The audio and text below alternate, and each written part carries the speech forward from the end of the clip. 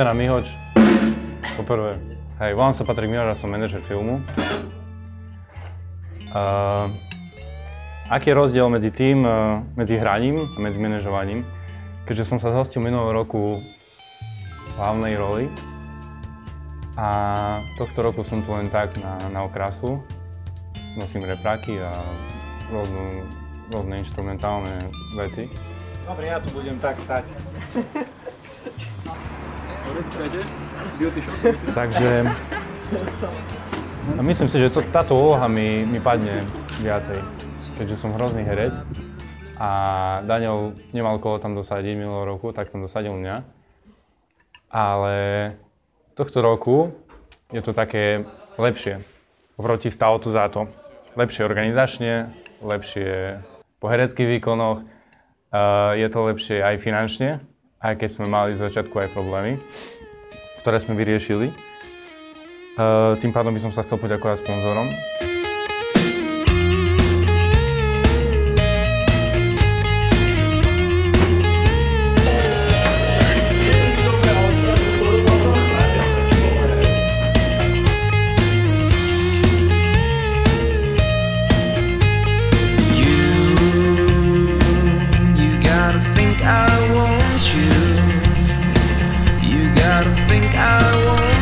Hádaj, kto je?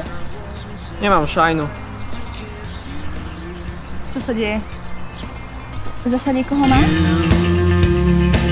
You gotta think I love you. You gotta think the feeling I like and I wanted to try to kill you.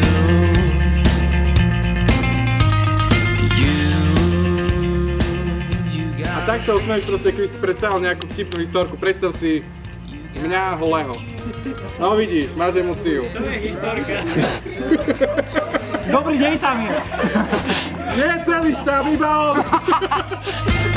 You gotta think you gotta think I want you. You gotta think you gotta think I want you. You gotta think I want you.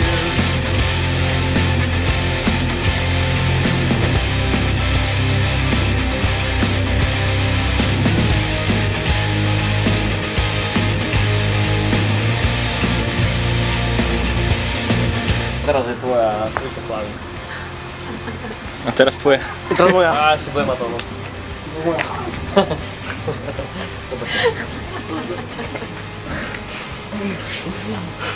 Som to zadu mu bralo dopredu, normálne zadu nič. Máš voľný objektív, si to ja potom.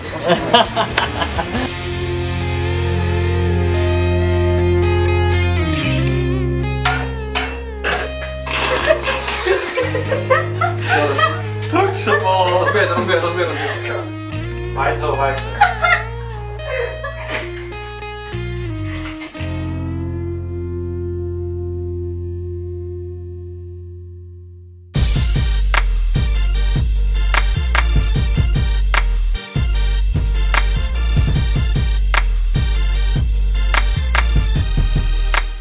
No a čo sa týka takého natáčania, tak je to akože úplná šupa, je to paradička, fakt natáčanie sranda, je to taký voľný priebeh, užívame si to. Myslím si, že nemáme žiadne problémy, kým niekto nezačne komoliť úplne repliky. Nie, Ondrej? Nie, že by sa to stávalo často iba furt. Počuj ma. Ja som mnohých v živote nebyl. Počuj ma? Počuj ma. Sluchaj mi. Olený. Ole, pane.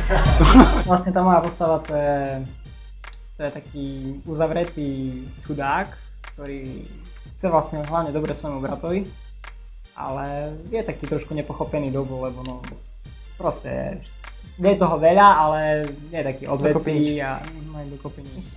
Ja ti potom zavolám, stretneme sa a pôjdeme spolu domov. Takže za 20 sa môžeme dohodnúť. Ale ja nemám mobil. Čo si mohol myslieť? A tú postavu, nemôžem povedať, že som si to nejak skúšal alebo nie, ale fakt, že prešiel som si scenár ešte pred natáčaním, trošku som sa snažil žiť do tej postavy, predstaviť si, že jak by sa asi taká postava správala a tak, no tak nejak som sa snažil aj pri tom natáčaní vystupovať. Mati? No? Som rád, že sme bratia. Ja mám.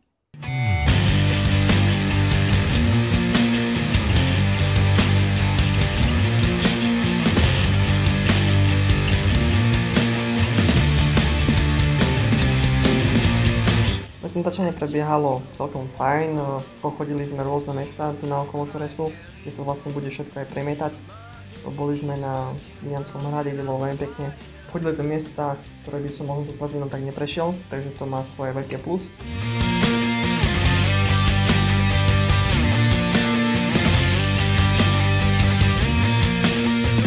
Ale by som povedal, že veľký prínos aspoň pre mňa, pre film mal Martin Hudák, ktorý, keď som začínal film, tak som bol strašne taký, že som sa nevedel, jak sa to povie? Keď som bol veľmi taký, že taký, a potom som chcel byť taký. Áno. Proste nevedel si hrať. Nevedel som sa vôbec uvoľniť a proste on prišiel so svojím tým štýlom, jak si vždy robil zo všetkého srandu a podobne a pre človeka to uvoľnilo. Potom došlo strašne, išlo to ľahšie. Od babky na Veľkú noc. On si zahavil. Kam to pozeráš? Aha, na toho kripla v zelenom. No nerieš, poďme už. Poď preč.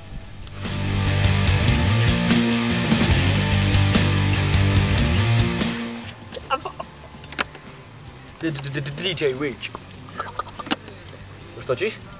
Rozdiel medzi prvým filmom Stalo to za to a týmto je asi v tíme, organizačne a takto, že proste všetko je viac lepšie naplánované, veci sa vedia dopredu a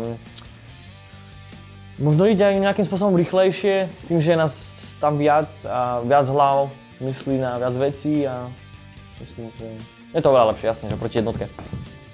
Jednotka bola jednotka, tam sme všetko robili poprvýkrát, všetci robili všetko poprvýkrát, čiže nič nebolo, ak sa povie, možno vychytané, teraz už máme nejaké tie skúsenosti, čiže šlo to možno hladšie. Asi, určite. Stálo to za to aj teraz? Stálo to za to, tomu ver, no. Tak keď už do toho ideš, tak po jednotke som vedel, čo má asi čakať, čiže stálo to za to určite.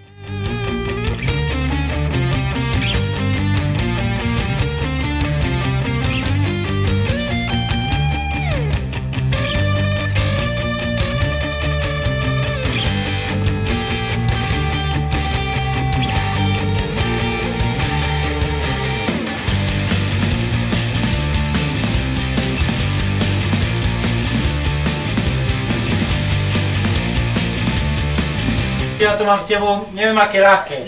Si presne tvrdohlavý ako tvoj otec. Jak si to pamätáš tých zvukov? Darebak jeden mal tak. Sebe tu môžem močiť z nohy, keď...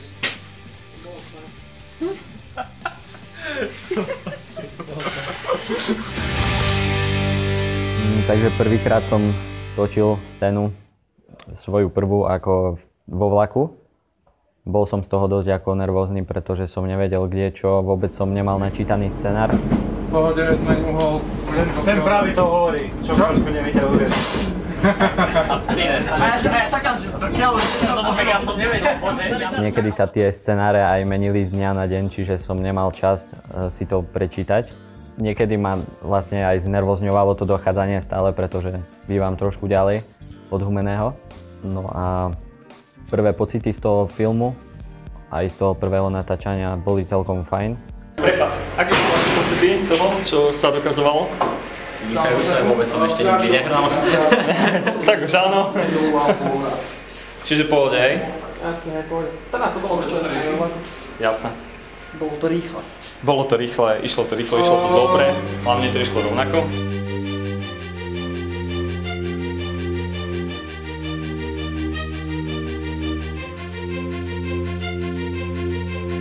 Takže, ako sú tvoje prvé pocity?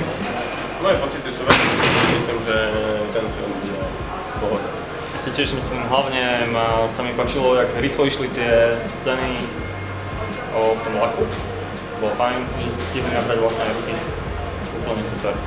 Všetko sme stihli. Vlastne máme 4 cesty a máme 4 obrazy, čiže za každú cestu jeden.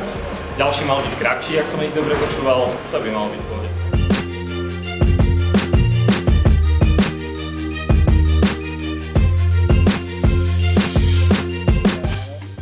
Potrebujeme si urobiť úplne brutálny hluk do mikrofónu, ktorý sa dá urobiť buď štýlom, že alebo že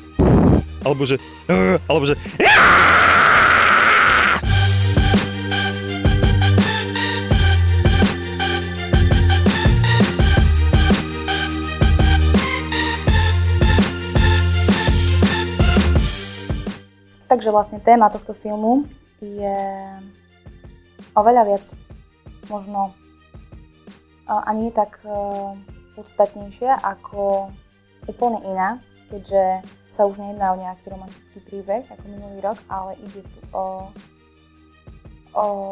vlastne ako už bola spomenutá tá cesta tých dvoch bratov, tak idú tu o jasné city, emócie a to vyvrcholenie, ako k sebe dokážu nájsť bratia cestu. Asi máš pravdu, Bráško. Dôležitá je tá cesta.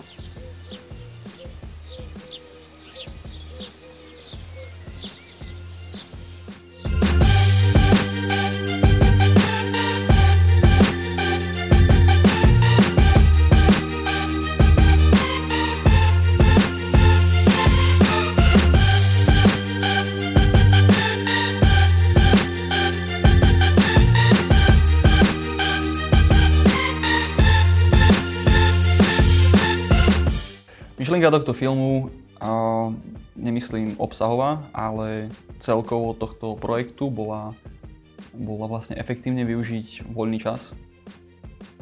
Mnohí mladí prosto ho využívajú, ale dosť tak divne a myslím si, že sa dá využiť efektívnejšie. Tak sa oslovilo zo pár mladých ľudí, aj zo širokej verejnosti, aj z mojich kamošov.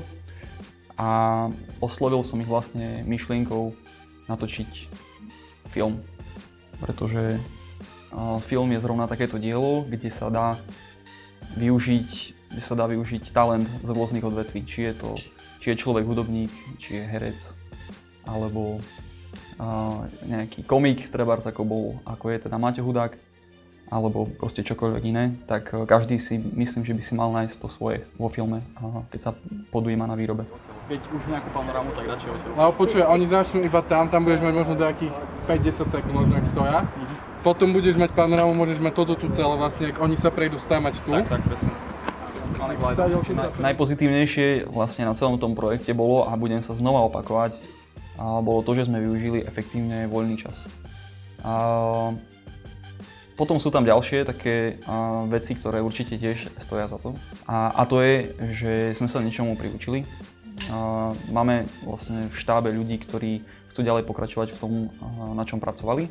Na tomto projekte, napríklad zvukár, zvučí aj pomimo, a proste ľudia, ktorí robili v kamere, tak robia aj vlastne pomimo. Takže priučili sa mnohým veciam, verím, že. A si myslím, že to je to najhodnotnejšie, najkrajšie, najvzácnejšie, že sa stretnú mladí ľudia a každý pridá to svoje a v závere vlastne v strížni, keď vidím, vlastne v predošlom filme som videl, ako sa to celé proste na seba nabaľuje, všetky tie zábery sa lepia a z tých útržkov vzniká proste niečo celistvé, niečo, čo má zmysel, čo je proste pekné, čo môže osloviť niekoho, niečo niekomu dať. Tak to je proste to najlepšie, čo môže byť. Neviem si predstaviť niečo krajšie, akože pre mňa. Nič krajšie som nestretol vlastne v živote. Tak keby si čurkal, tak si tam stojíš. Dobre, poď. Točíš? Dostríme a môžeme ísť. Dobre, sorry, vybila sa baterka. Časy! Podržíš tak? Hej, ty si znaknul na to, akože si počula. Čo mám? Mám sa nakloniť, alebo že... No, normálne si predstav, že si vyliala vodu. Zoberiem pohár. Hej, že... Áno, a hneď začneš rozprávať. Tá reakcia, hej. A ty hneď vyťahuješ, vieš, z taška na servíky a už to utieráte a berieš ten nápojový lístok, aby to dávaš naspäť ten pohár, vieš, a proste taký trošku chaos vlastne vyprodukovať. Ale tá myšlienka, o ktorej som už hovoril, je splnená. Tento film ju splnil. Efektívne sme ten čas využili a ak sa na to niekto príde pozrieť, alebo už sa prišiel na to pozrieť, tak budeme len radi. A sme im radi teda, sme im vďační.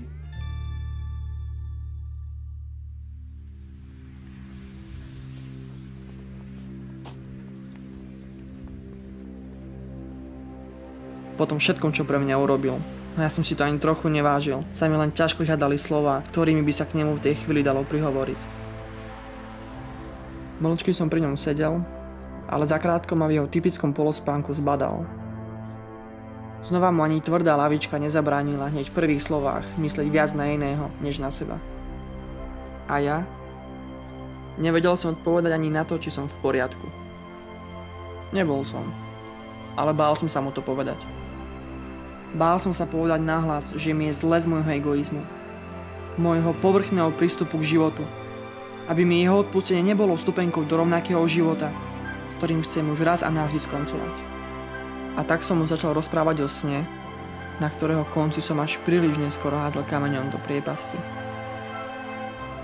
Aj keď som si od nášho rozhovoru nič nesľuboval, v podvedomí som cítil, že v živote práve robím svoj prvý krok bez pomoci vozíka.